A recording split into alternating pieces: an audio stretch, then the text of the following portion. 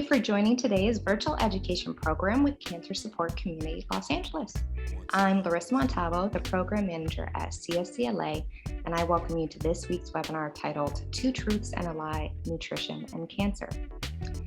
You may have noticed that everyone seems to have an opinion on what you should or should not be eating when you have a cancer diagnosis, what supplements you should be taking, and overall general guidance for before and after treatment. Today, we will be joined by oncology nutrition expert LJ Amaral of Cedars-Sinai Medical Center to discuss which nutrition claims are true and which are false. But before we begin, if this is your first time joining us, Cancer Support Community Los Angeles is a premier nonprofit organization providing vital social and emotional support to families facing cancer, including patients, caregivers, and loved ones, all at no cost. Our programs include support groups, healthy lifestyle classes, social activities, and educational programs such as this one. If you'd like to learn more about our services or watch past webinars, please visit our website at www.cancersupportla.org. So without further ado, I would like to welcome today's speaker. LJ Amaral is a registered dietitian who's board certified in oncology nutrition. She received her Master of Science in Clinical Nutrition and Dietetics from NYU while completing an internship to become a registered dietitian at Memorial Sloan Kettering Cancer Center in Manhattan, New York. LJ is currently located in the Outpatient Cancer Center at Cedars-Sinai in Los Angeles as a clinical research dietitian, and is researching the efficacy of the ketogenic diet as a therapy for CNS malignancies. Amaral specializes in cancer nutrition during treatment, for survivorship, and for cancer prevention, and specifically in therapeutic ketogenic diets and in oncology nutrition research. Welcome, LJ. Thank you so much for joining us today. Thank you so much, Larissa. I really appreciate the wonderful introduction, and I appreciate everyone's attendance today. I'm really excited about this topic.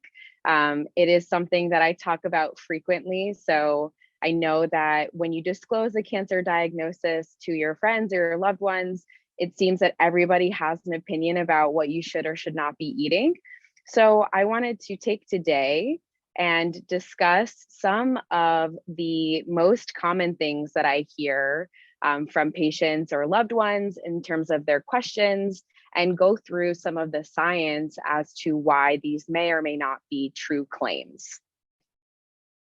So Larissa was kind enough to give a nice introduction, but just as another little FYI, so I am from New York City. I went to get my training at Memorial Sloan Kettering Cancer Center, which is a cancer-only hospital in Manhattan. I moved out here for this job in 2015 and haven't looked back since. I have been doing oncology research for the last 5 years, and I specialize in ketogenic diets. So I've been doing ketogenic diets for brain tumors or central nervous system malignancies. I am also a board certified specialist in oncology nutrition. So I went through another training and got another certification for that. And then just a fun fact about me, I love to skateboard. It's something I've picked up since I moved to California. So our objectives for today is I wanted to really go over some of the misconceptions around nutrition and oncology, understand the gaps in our current research, and then also discuss some evidence-based recommendations for your own cancer prevention. So nutrition is not a one size fits all, and that's across the board. So whether you have a cancer diagnosis or you're healthy, I don't believe that everyone should have the exact same diet. What I eat is not going to be the same thing that you eat. My body is different than your body. Our metabolisms are different. So it really, I don't have a blanket statement that I give for everyone. So, it really depends in terms of cancer, whether you're on a current treatment regimen, if you're not on treatment, what type of treatment are you on? Are we talking chemotherapy, immunotherapy, radiation, surgery, and then also anticipated side effects? So when you're going through cancer treatment, especially if you're seeing myself or one of my colleagues, we take all of these things into account, and that's how we give you a diet prescription. So if you're going through treatment, we really want to focus on how do we maintain your nutritional status as you're going through treatment with some anticipated side effects. And if you're not in treatment, then how do we optimize your diet and make sure that you're staying as healthy as possible so that we can mitigate any chance of recurrence. I also put curative treatment versus non-curative treatment. I think that, if you're going through a non-curative treatment, for me in particular too, I'm a little bit more lenient in terms of like the more extremes in terms of supplements and diets, because why not throw the kitchen sink at it? I think that's totally reasonable. But if it's something like a curative treatment and you want to do something that's a little bit controversial, maybe something like a vitamin C infusion, I would really recommend against that. So depending on where you're at, really dictates my recommendations and my colleagues as well. The type of tumor and your tumor stage, but also determine whether or not I recommend certain diets or certain supplements as they can really impact the way that we metabolize our foods. Or for instance, if you had a neuroendocrine tumor, you may need to be on a higher type of carbohydrate diet, depending on if you're prone to hypoglycemia. So all of these things are really important. And then lastly, our level of evidence. So as an evidence-based practitioner, I am basing all of my recommendations off of our gold standard of research, which is randomized controlled trials. And those, unfortunately, are not as abundant as we would like in the oncology nutrition world. There's a lot of confounding variables as well that occur when we do nutrition research in oncology. So it's really difficult to do these big, broad research trials that we can base our recommendations off of. And that's kind of why we don't have really solid basis or recommendations per tumor, because there's really just a lot that we don't know, unfortunately. And then I wrote just nutrigenetics. So, basically the way that we, and I should also say epigenetics as well. But so, just depending on your type of metabolism, whether or not you're salt sensitive or you're caffeine sensitive, that's really going to differ person to person. And then also just as we age and as we go along, what we feed our bodies, our type of exposure to different environmental things, will all kind of impact the way that we use our food as our medicine, so to speak. So let's just dive right into it. My number one that I get is sugar directly feeds cancer. And that just simply hasn't been proven. So I want to just break this down and go really simple. So glucose is the most preferred energy source for all of our cells. It is considered a sugar. And what it does is it goes into our cells, it goes into the mitochondria, and we make ATP, which is a type of energy that we use in order to sustain our cellular functions and ourselves. We have three macronutrients. We have carbohydrates, proteins, and fats, macro meaning big. And so when we break those down, we have fats that go to ketone bodies, we have proteins that go to amino acids, and then we have carbohydrates that go to glucose. That's the monosaccharide that we use to build up to carbs. So there is a theory by Otto Warburg, who is a Nobel laureate in the 1900s. He discovered that cancer cells have this increased affinity for glucose, meaning they utilize and ferment upon glucose at a higher rate than normal cells. And so you can see that for people who perhaps are eating a lot of calories and have something called cancer cachexia, where they're eating a lot of calories, but their metabolisms are so fast that they just burn right through it. And it's not actually being used for storage. So I don't like the idea of, if I eat this bowl of ice cream one time, it's going to go straight to my tumor, because that just simply isn't true. Unfortunately, we can't tell our bodies, like if I'm eating an apple, like, hey, can you please go to my liver or my muscles to be used for energy and not go to my tumor cells? So we can't make that correlation. What we do know is that when we eat something that is high in sugar, a few things happen, right? If it's something like a candy bar, we do experience a spike in our glucose versus something like we're eating a salad where it has fiber and it's a more steady and slow peak to have glucose come into the bloodstream.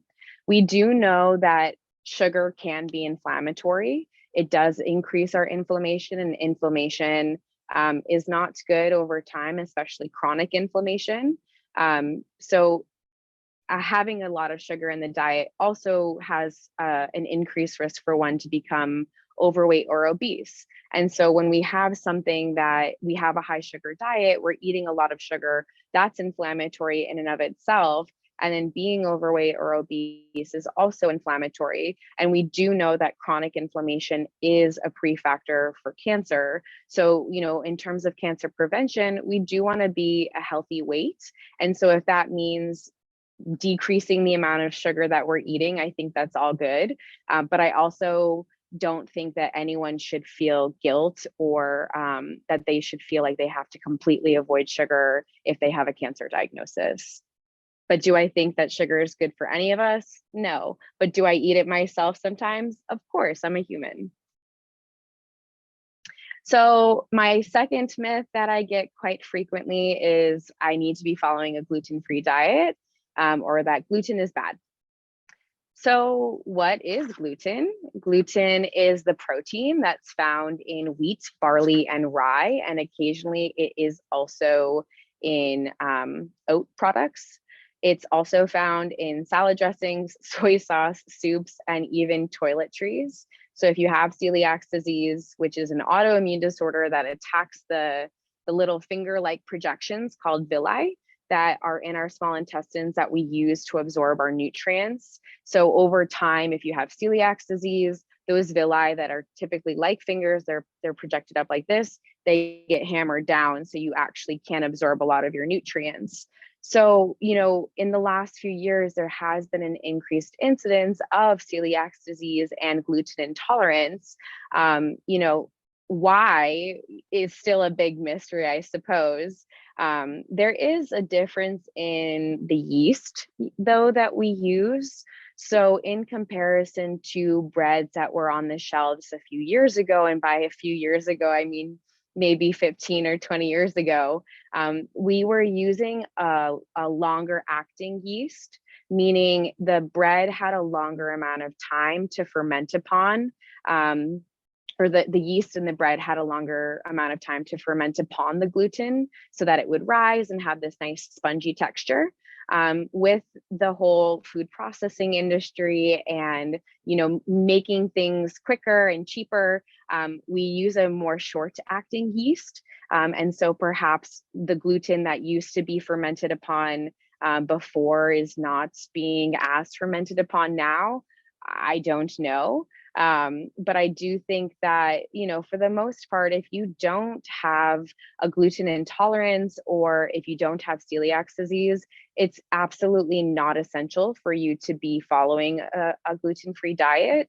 I will say, white bread like Wonder Bread is inflammatory. It is on the spectrum of when we talk about glycemic index or how certain foods can spike our blood sugars. It is on the more the highest glycemic side, so it does really spike your blood sugars. But if you're having something like a seeded bread, an Ezekiel bread, or a whole grain, whole wheat, I think that's perfectly fine. And it's absolutely not necessary to restrict yourself from gluten unless you have the intolerance or celiacs.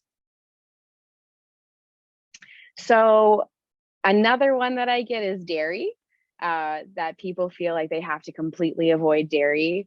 And I do get a combination of the three. I can't eat sugar, I can't eat gluten, and I can't eat dairy. So that doesn't leave a lot for us to be eating, I suppose. So, our alternative milks better? Maybe, I think it really depends on the person. So, for a lot of people, and depending on your cultural background, you may have a predisposition to be lactose intolerant.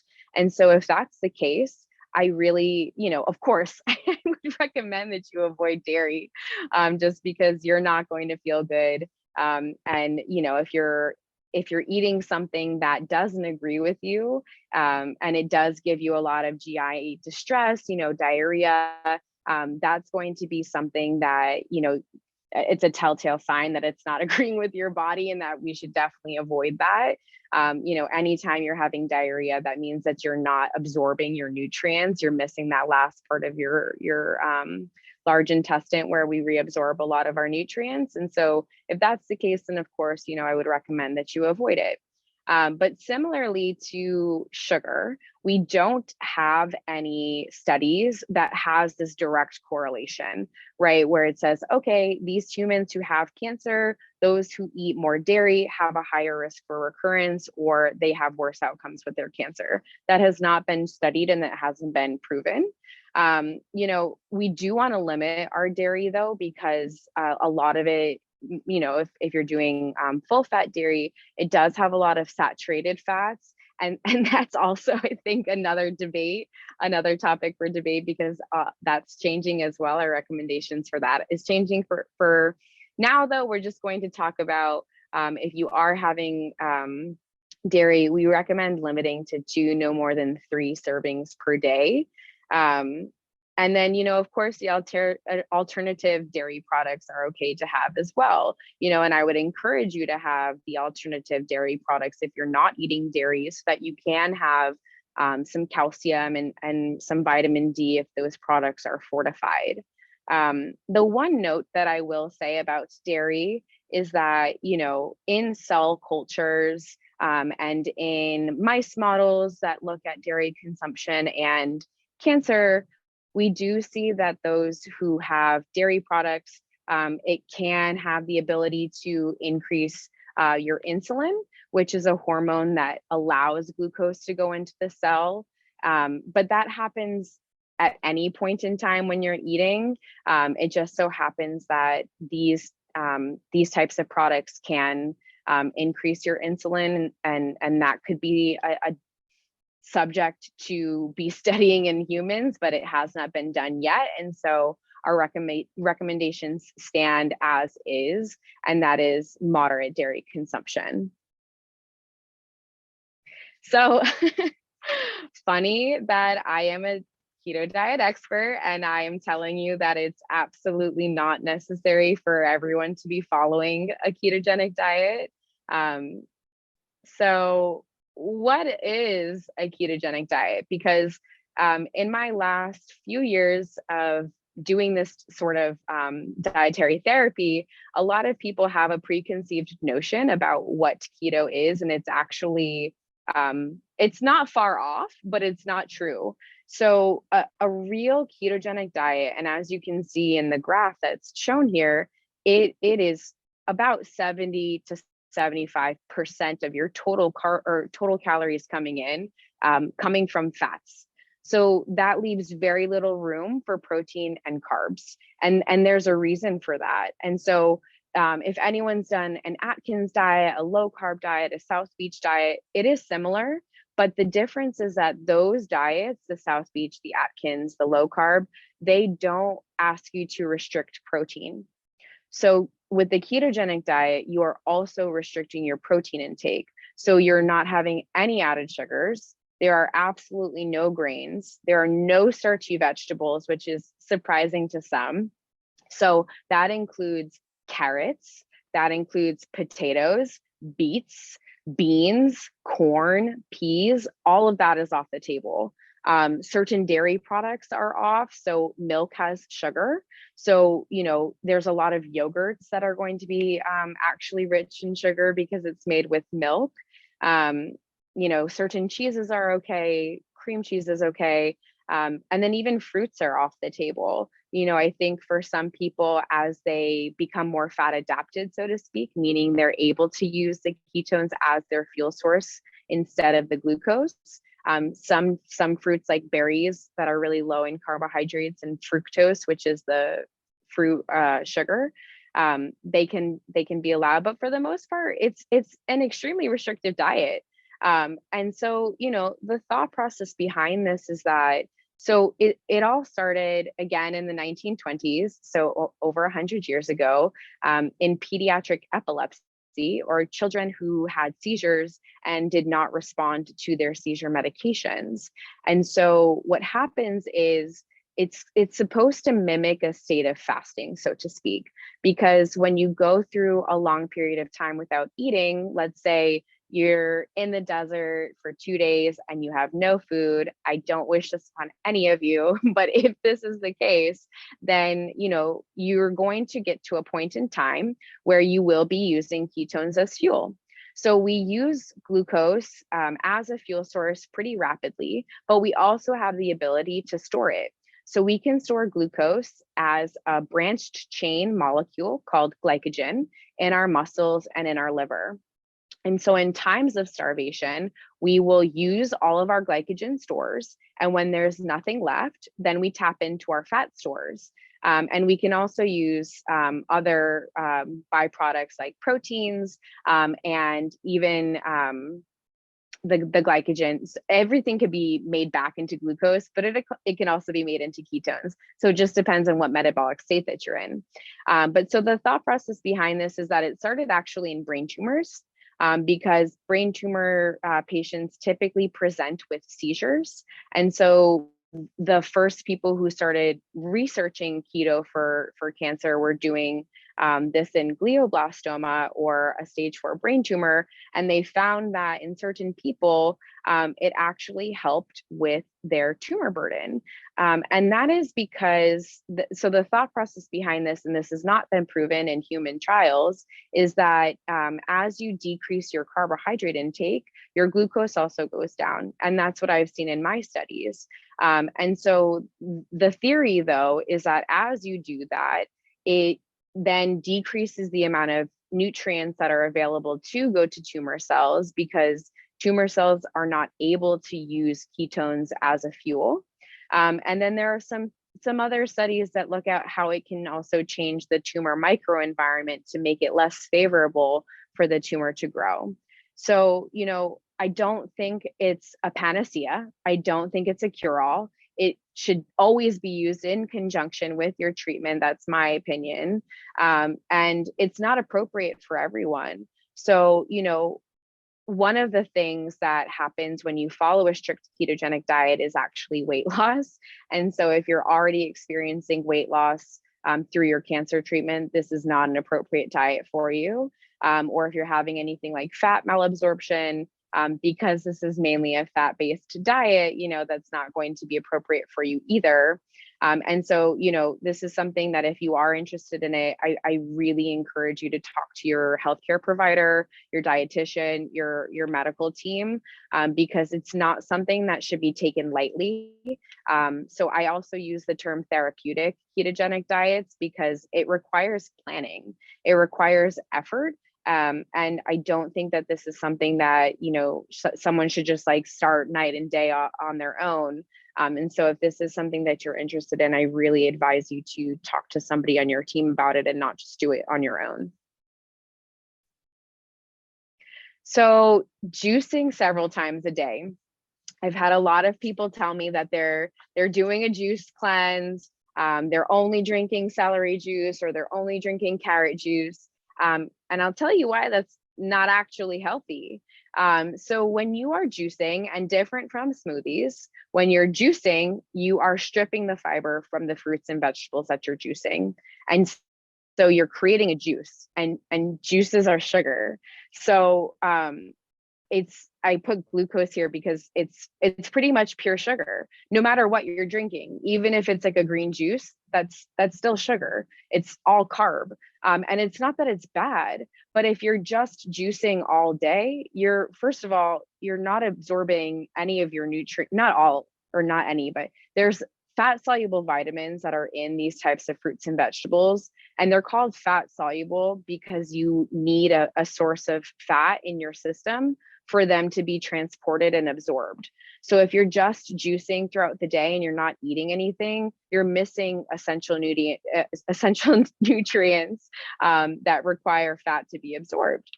And then in the graph on this slide, you can see on both sides. So there's one that shows after you drink orange juice versus when you eat an orange, what your glucose spikes as. And you can see there's not a huge difference in the glucose spike, but where there is a significant difference is this insulin.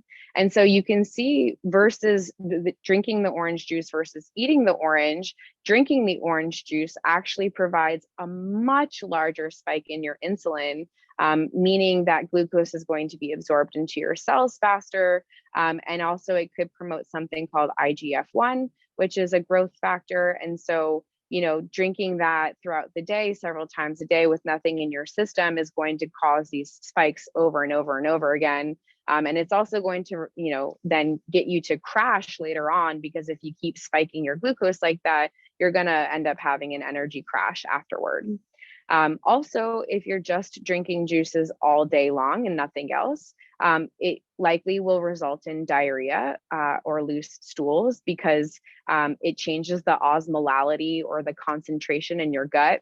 And then you end up flushing yourself out. And if you're not eating solid food, then of course your stools aren't going to be solid.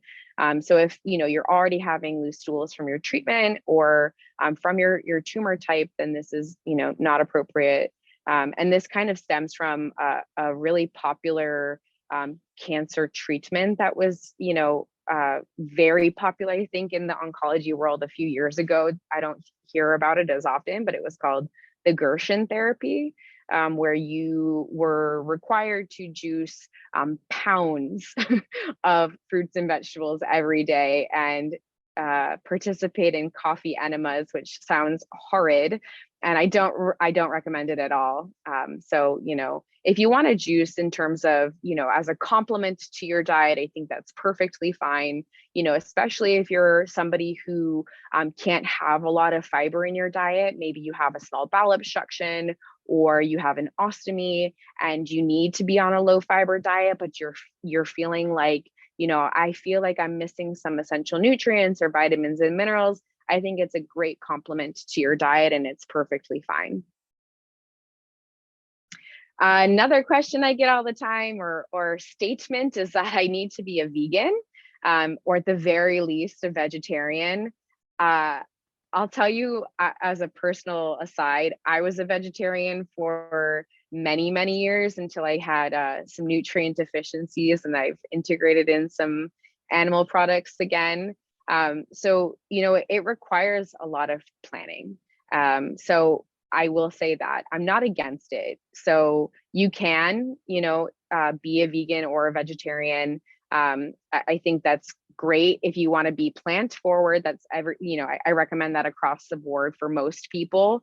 Plant forward meaning most of your meals are surrounded by the plants that you're eating, and it's not the carb or the protein that's the main star of the show.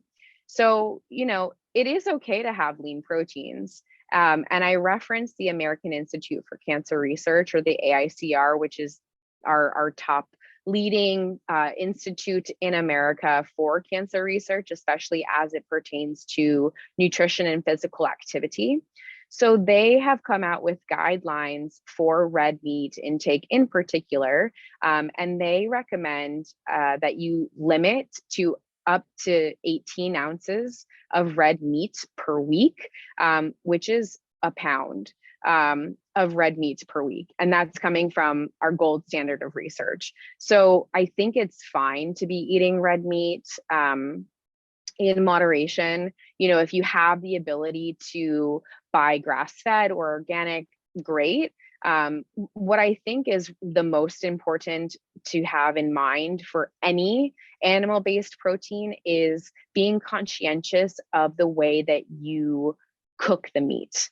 So for instance, chicken, fish, any kind of meat, I don't recommend that you grill frequently, because what happens is when it's on something like a high heat cooking, especially over an open fire. And it's something that has fat, not necessarily the leaner proteins. But for instance, you have a fatty steak, it's nice and marbled. Those fat drippings are going to go into the fire, into the grill, and it's going to increase the temperature of the fire going into the meat. And then it's going to create these char marks, and that creates carcinogens. So it changes the iron in the protein, and that's what people perceive as being bad for their cancer. But that's not just for red meat, that's for any animal-based protein. So, I recommend using a slow cooker, something like a crock pot or an instant pot, or, cooking your meats in a soup, or perhaps even broiling or sauteing, that's fine. But just to be conscientious of the way that we prepare. So, if you want to be including red meat in your diet, go for it, especially if you're going through treatment. It does provide a lot of heme iron and B12, both of which are imperative for making your red blood cells, which can go lower as you go through your treatments. And so, that being said, with veganism, there is only one non-animal based source of B12, and that's in nutritional yeast. And so if you are a vegan, you would want to supplement with a B12 or use nutritional yeast frequently so that we can keep your blood counts up. But there are also other risks for nutrient deficiencies like protein, iron, calcium, and vitamin D. So, if you are choosing to follow a diet that's restrictive, I really encourage you to plan and talk to your healthcare provider. If you have access to a dietitian, hopefully you do, so that you can make sure that you're hitting all of the nutrients that you need, especially a complete protein, because a lot of plant-based proteins do not have all of the amino acids that we need. But, things like spirulina or hemp seeds or chia seeds, those are considered complete proteins. So things like that, that we would be able to walk you through. It's really important that you talk to somebody so that you're getting all the nutrition that you need as you're going through your treatments and even after. So another one is supplements. And I've had a lot of questions about supplements.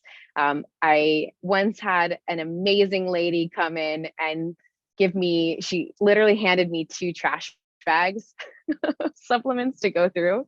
And I'm happy to oblige in terms of figuring out which ones are safe and which ones would have interactions with your treatment, if that's something that's really important to you. But in general, I really recommend that you get your nutrition through your foods, through whole foods. So, especially if you're not deficient in anything, certain things like vitamin D, of course, I think that's important for many of us to be supplementing with, because most of us are deficient, but that is something that we can easily check. And if we have your actual values, we can tell you exactly how many international units that you should be taking per day. So I wouldn't just take, like a 5,000 or 10,000 unit vitamin D, because that actually can cause toxicity. So, it's really important that we're conscientious about the types of supplements that we use. So not only because some can be toxic because we can hang on to them, but there's actually no oversight to our supplements in the United States, which is crazy to me. So there's no regulation per the FDA. So people who are creating these supplements can slap whatever they want on the label. Let's just say emergency, it says 1,000 milligrams of pure vitamin C. I have no idea if that's actually what I'm getting. It could be actually 80 milligrams of vitamin C and some sugar. I don't know, because nobody's overseeing what people do and what people put on or put in these supplements and on these labels. So if you are using supplements, I really encourage you to talk to your healthcare providers. Let them know it's not innocuous. I wouldn't just, let this go under the table and say, they don't need to know, because, there are a lot of interactions with your treatment. For instance, I know that a lot of people are really into turmeric or curcumin as an anti-inflammatory supplement, but that actually has interactions with certain chemotherapies like adriamycin and Cytoxan. So these are things that we need to bear in mind as you're going through treatment. And I think, you know, there is some early evidence showing some promise for certain supplements, but we're not really there yet for any of them. And this is, again, kind of going hand in hand with nutrition research. One, it's really difficult to get funded. And two, there are just a lot of confounding variables that it makes it kind of like a, not messy, but it's a hard picture to sift through to see what exactly is causing this benefit. Is it the supplement? Is there another dietary change that you did? Did you change your physical activity? You know, all these different things that we'd have to bear in mind. But so, you know, in general, and as per the American Institute for Cancer Research, we recommend that you avoid using supplementation, especially for cancer prevention. So we went over a lot of myths, and so I really wanted to just spend a little bit of time on what we do recommend and what is true and what is evidence-based. And so I use the word intentional nourishment. And I actually heard that from one of my colleagues who is super brilliant, and I loved that, because I think it's important that we are intentional with our nutrition, meaning we are conscientious of what we put in our bodies. So when we're going and sitting down for a meal or a snack, or we're going out with friends, you know, thinking to ourselves, is this something that is going to nourish me? And, you know, occasionally if it's not, then fine, live your life. That's great. But, you know, it's trying to make the most of our bites. And especially if you're going through cancer treatment and you're struggling with your eating, you know, really being intentional about what you're choosing to put into your body to fuel it so that you can get through your treatment. And so again, I go into plant forward diets. That's something that I recommend usually across the board, unless there is a contraindication for you to have fiber. Like some of the examples that I had said previously, like small bowel obstructions, or you have IBD, or you have an ostomy that's fresh and you need to be following a low fiber diet. For the most part, I really encourage you to get a variety of plants. And so there's no such thing as a superfood. You know, a few years ago it was kale. Now it's celery, and I don't know why. Like these specific vegetables don't have any like magic properties to them in terms of cancer prevention. You know, there are definitely phytonutrients that are very potent cancer fighters, but you eating one singular vegetable is not going to be something that, you know, automatically cures you of cancer or reduces your risk for recurrence. And so, you know, I really recommend variety, not only in terms of the types of plants that you're eating, but also the colors, because that's incredibly important. So, you know, having, and you don't have to hit every color, you know, throughout the day, but rather maybe, you know, on one day you're focusing on greens and blues, and the next day you're doing oranges and reds.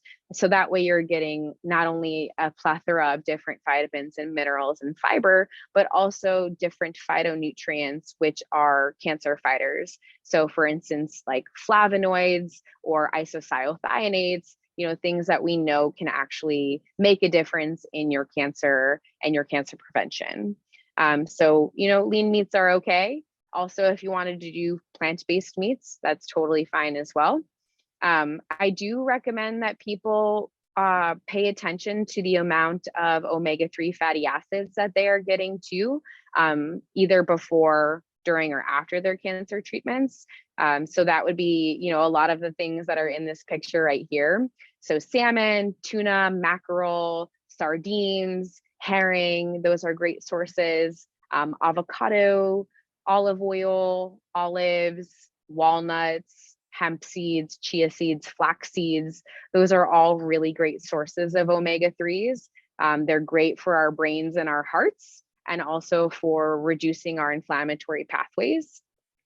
And something that I think is emerging and we don't have a ton of evidence on are probiotics and fermented foods. So, for instance, there have been some recent studies looking at the microbiome composition in our guts, or the types of bacteria or microbes or probiotics that we have, and how people can respond to their immunotherapy. So I think that this is going to be a very big topic for conversation and research in the next few years.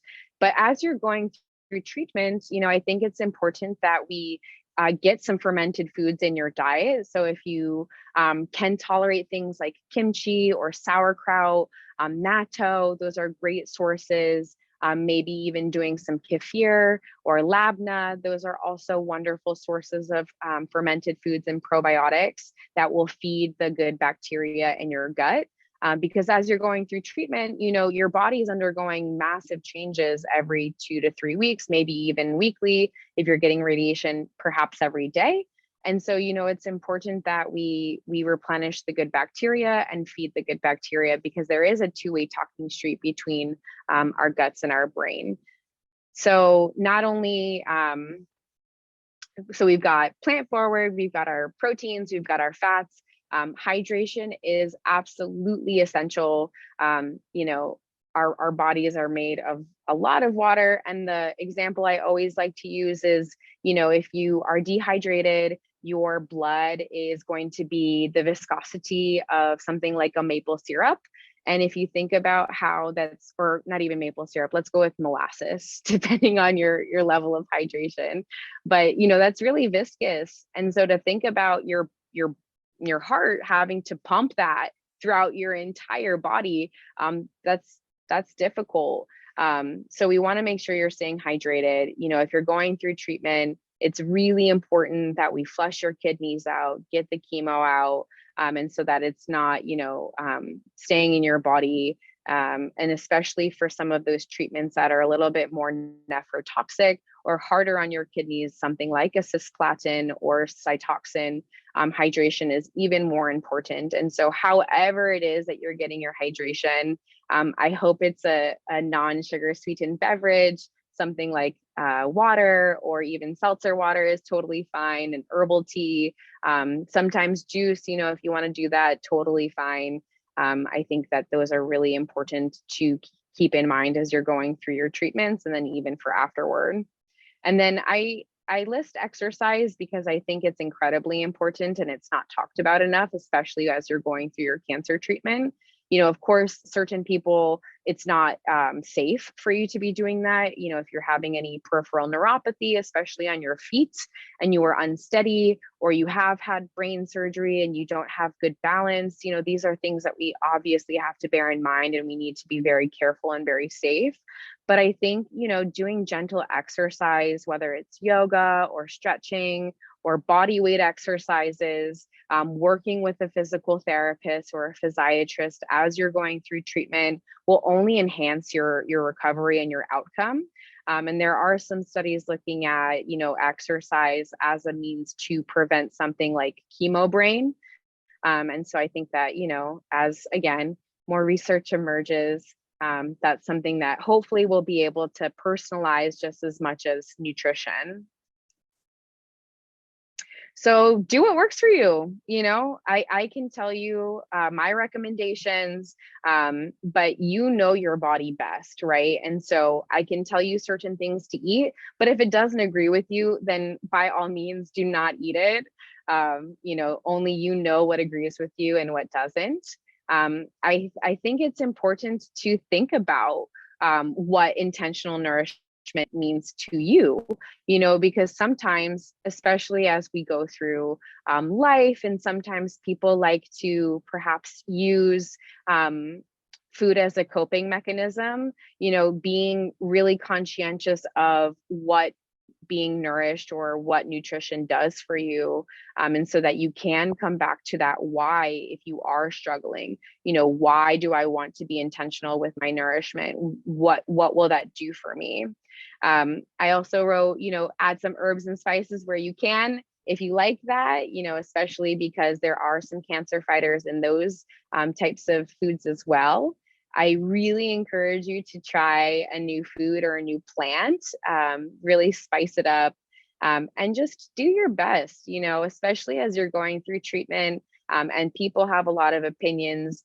It's okay to not be perfect. None of us are. And especially when you're struggling, you're having a lot of side effects from your treatment. And a lot of people have a lot of opinions about what you should or should not be eating. And there's only certain foods that you like or agree with you. Just be compassionate with yourself and just try what you can, and not strive to have perfection with your eating, because it's just not possible. So just some key takeaways from the presentation today. We want to limit our added sugars. I didn't mention the processed meats, but we definitely want to limit those as well, and try and limit our processed foods. So processed foods meaning those things that come in a box, or like chips and candy and sodas and those kinds of things. You want to focus on the whole foods as much as you can, plant forward foods, get a variety of colors, types of foods.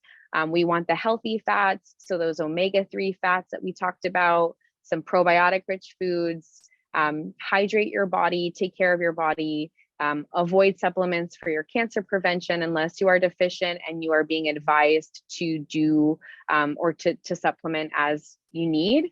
And then also exercise as able. And again, I want to just really hone in on if it is safe to do so, and only you and your doctor or provider know that. And so with that, I would love to open for questions, and I appreciate everyone's time and attention. Thank you so much, LJ. That was absolutely wonderful, especially that last little photo of the dog. I think I liked that the best. Thank you for that. A lot of really great information here. And we've had a couple questions coming in throughout the talk, and it looks like we have some more. So I will jump right in. We have a couple questions here for individuals with hormone-positive breast cancer. And so both of the questions were asking about whether they should avoid or eat soy. Okay, yeah. So soy is a big question that I get pretty frequently as well. And it's a great question in terms of, being conscientious of, having estrogen receptor positive cancer. So a few years ago, there was a massive study that was published out of Japan that actually went against what we thought about soy. So I like to compare it to eggs. So 25 years ago, we thought eggs were bad for us because it had cholesterol in them, right? And so we thought, oh, okay, if we eat eggs that have cholesterol, our cholesterol is going to go up. And what we've found actually in the last few years is it does the opposite. So we take in cholesterol and our bodies say, oh, hey, we've got cholesterol. We don't need to synthesize and make it. So that's where our recommendations have changed with eggs, and similarly to soy. So they found that in this study, women who had moderate consumptions of soy actually had a lower incidence of breast cancer. And so even though some of these foods are phytoestrogens, meaning they can mimic and look like estrogen in our body, they have no biologic activity. They can't bind to our receptor and change our hormone secretion. So moderate amounts of soy is okay to have. Great, thank you. And I think they're also asking about if there's any foods that they should avoid or take. They also gave examples of black seeds, fenugreek. I don't know what that is. Yeah, I mean, I don't think that they're like, again, it's kind of difficult for me to say in terms of, are there certain foods or nutrients or supplements that you should avoid without knowing anything else. But just talking about the context of ER positive breast cancer, there's not anything that I would say in particular that you would need to avoid. The strongest evidence for breast cancer is having a high fiber diet. So that's kind of where I would go with that. Great, thank you. Our next question is asking if there are any foods that you would recommend to help prevent osteoporosis. Yeah, that's a great question. So, with osteoporosis, and especially the type of treatment you're on, if you're on something like a Zometa, you definitely want to talk to your provider about putting on an additional calcium and vitamin D supplement, because it changes the way that our bodies utilize those nutrients. But in terms of we want to focus on calcium, vitamin D, and maybe perhaps some vitamin K. So calcium, coming from any dairy products or almonds or fortified alternative dairy products, dark leafy greens, canned salmon. Those are great sources. And then vitamin D, unfortunately, is not abundant in our diet. So, you can get a little bit from, again, fortified products. Maybe some mushrooms have a little bit of vitamin D, but depending on your vitamin D levels, you may want to supplement with that as well. And then dark leafy greens give you plenty of vitamin K. Great, thank you. Okay, we have another wonderful question here. This individual is asking about smoothies. They make their smoothie with low sugar, whole milk yogurt, frozen fruit, nuts, dark chocolate, but they're wondering if making a smoothie as opposed to juicing also strips the fiber. Great question. Smoothies keep the fiber intact, so we like that. I like that answer. Thank you for asking the question. All right, wonderful. Okay, we have someone asking about alkaline water. Is it better than tap or bottled water? I appreciate these questions. These are like the myths that I didn't include, but I hear quite frequently as well. This kind of comes from a theory too, that cancer cells thrive on an acidic environment. The thing with alkaline water is that, so I suppose a little bit of backstory with our anatomy, because I love science, I love the body, I love what it does for us. Our stomachs have something called hydrochloric acid, and that is absolutely essential that we have in our stomachs at all time, so that way we can break down our foods. So that's our first method, aside from in our mouth, in terms of how we break down our foods so that we can absorb them. The pH, or how acidic this acid is, it's a 1.5. So it's almost as acidic as you can get. So that way we can break down our foods. And I say this because when we're drinking water, if it's alkaline, let's say it's a 9.5 pH, whatever we drink, whatever we eat, it's going to go into the stomach, and it's going to mix with some hydrochloric acid, which is a 1.5 pH. It's going to leave the stomach, and when it leaves the stomach to go into the small intestine, the pancreas is going to secrete bicarbonate to neutralize the acid and have everything be even keeled. So that's part one. Part two is our bodies, again, are incredible. We will only function if our pH, our blood pH, is between 7.35 and 7.45. So that's like the smallest little decimal. So you drinking the alkaline water is not going to make it budge. So I don't recommend it. I don't have a problem with anyone drinking it. I'm picky about my water too.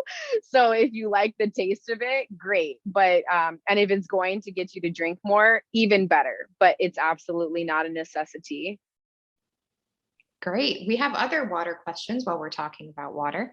Someone's asking how much water per day is best for hydration. Does drinking coffee deplete the water we drink during the day? Awesome questions. So the quick and dirty way that I use, because typically I have a better calculation for my patients, is take your body weight in pounds and divide it in half. And then you're going to get the amount of ounces of water per day that you want to be drinking. So for instance, you're 100 pounds, you want to get 50 ounces of water every day. And that includes herbal teas and that sort of thing. Coffee, I count as like a half of a cup. it doesn't necessarily subtract from what you're drinking, but it is considered a diuretic, meaning it's going to take out the water from your blood and what have you, and have you excrete it out faster. So that's why a lot of people, when they drink coffee, they have to pee a lot. So it doesn't necessarily I'm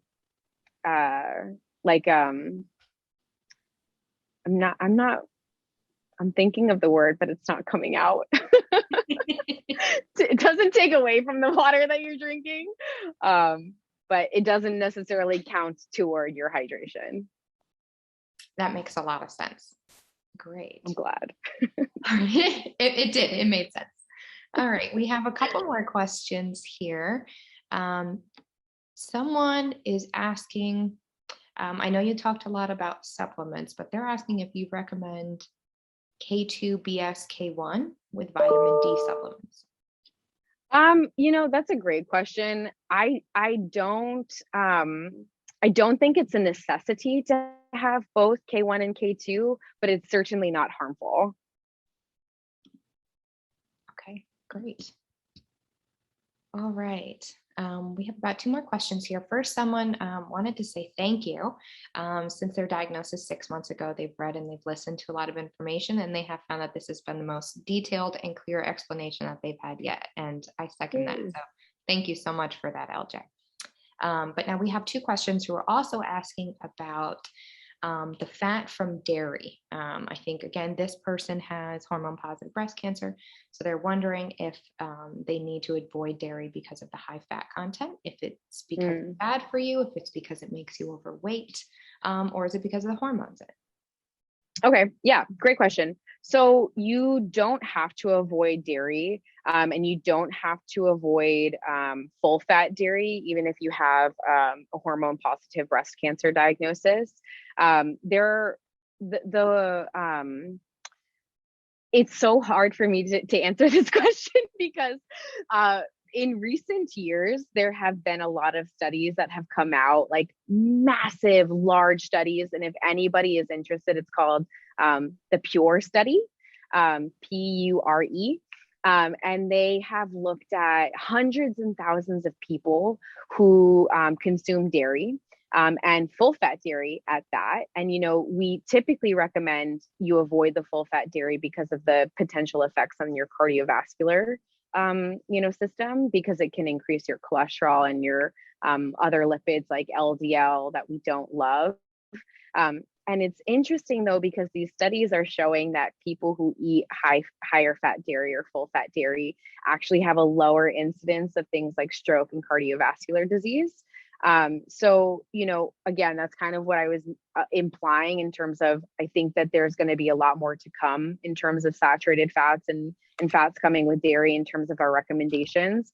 But there is no study that shows that if you have hormone positive breast cancer, that you should be avoiding dairy or full fat dairy at that. So I don't think that it's a necessity to avoid unless you have any GI distress from eating it. Great, thank you for that. And it looks like we have time for one last question here. We have someone who says that they've been experiencing low energy after finishing chemo. They are also a mother of 3, so I can imagine that must be exhausting. But they're asking if you have any foods that you would recommend to help give them more energy throughout their day. Yeah, and I'm reading your message. I really, I feel for you, because having the diagnosis, the treatment, and then also having a house full of kids is super difficult, minus the cancer, and then throw the cancer on top of it. I can totally feel for you. What I would say, there's 2 things that I would say, or a few things I would say, I suppose. It's super normal to feel fatigued after your treatment, especially, I'm assuming you got some radiation, and that stinks because the effects are longer lasting than we think. We think, okay, I finished radiation and I'm done. But actually the effects can be a little bit more longer lasting. And the same thing can go with any cancer treatment, so I hear a lot of people telling me about chemo brain months after they've had it. So one is I would try and recommend focusing on some more of the anti-inflammatory fatty acids, like we discussed, like the omega-3s, because the type of fatigue that you're experiencing could be because you're still having a little bit of inflammation from your treatment. I would also encourage you to make sure that you're staying hydrated, perhaps eating a little bit more frequently, because if you're not eating enough or you're not eating as frequently, you may be experiencing these energy dips. And then I'm cringing at myself saying this because of the circumstance, but if you can exercise, I know it's really hard and it's really difficult to make time, but even if it's like a short window, and of course, like if it's okay with your doctor and you're cleared to do so, but that really is very potent in terms of turning on the anti-inflammatory pathways that give you that sort of cancer-related fatigue that you can't nap away. Great. Thank you so much. That's all the time we have for questions today. So thank you to all of you who've been submitting questions. And thank you so much, LJ, for this lovely talk. I know we had the honor of hosting you in person once a long time ago. So it's a pleasure to have you back in this capacity. And maybe one day we'll be in person again. Yes, I appreciate everyone. Thank you so much. Thank you. Thank you, Larissa. Bye.